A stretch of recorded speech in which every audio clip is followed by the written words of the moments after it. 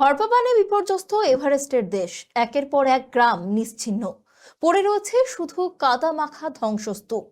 বানের ধ্বংসলীলায় নেপাল জুড়ে হাহাকার। এর আবহে উত্তরপ্রদেশ ও বিহারের বিভিন্ন জেলায় বন্যা সতর্কতা জারি করা হয়েছে। কিন্তু নেপালের বিপর্যয়ের নেপথ্যে কি কারণ রয়েছে? পরবর্তীতে এই ধরনের বিপর্যয় থেকে বাঁচতে প্রতিকার কি হতে পারে? কেটিভি বাংলায় জানালেন পরিবেশবিদ এস এম ঘোষ।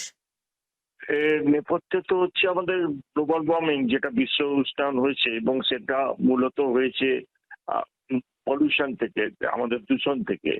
যেভাবে হিমালয় সংলগ্ন পার্বত্য এলাকায় যেভাবে পাহাড়ে গাছ কাটা হয়েছে, তাতে যেভাবে গরম ভেঙেছে এবং গরম বাড়ার সাথে সাথে পাহাড়ের যে পরিকাঠামো যেভাবে গড়া হয়েছে অবৈজ্ঞানিক হিসেবে, তাতে পাহাড়ের ভিত নড়বড়ে হয়ে গেছে।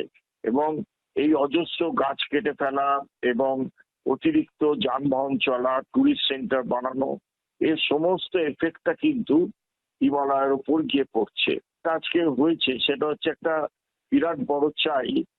প্রত্যেকটা পাহাড়ের খাঁজে খাঁজে যখন পাহাড়ের থেকে হিমবাহ গলে, তার একটা লেকের সৃষ্টি হয় এবং সেটাকেই আমরা বলি যে এই গ্লেশিয়ার লেকটা যখন আউটবাস্ট হয়, মানে গ্লেশিয়ার লেক আউটবাস্ট হলেই একটা বড় ফ্ল্যাশ ফ্লাড হয়।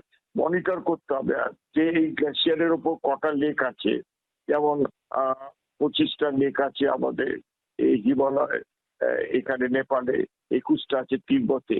এইগুলো যখন তখন বাস্ট হতে পারে, তো সেইগুলোকে ওপর নজর রাখা এবং সেইখানে যাতে হঠাৎ ভাবে জল বা যদি তার উপর হিমবাহ হঠাৎ এসে পড়ে, সেই লেকটা যদি বাস্ট করে, তো সেইগুলো তার সাথে সাথে যে নদীগুলো যুক্ত এবং কোথায় এসে মিশছে, অর্থাৎ আমাদের ড্রোন মনিটরিং করতে হবে, যেটা একেবারেই করা হয় না।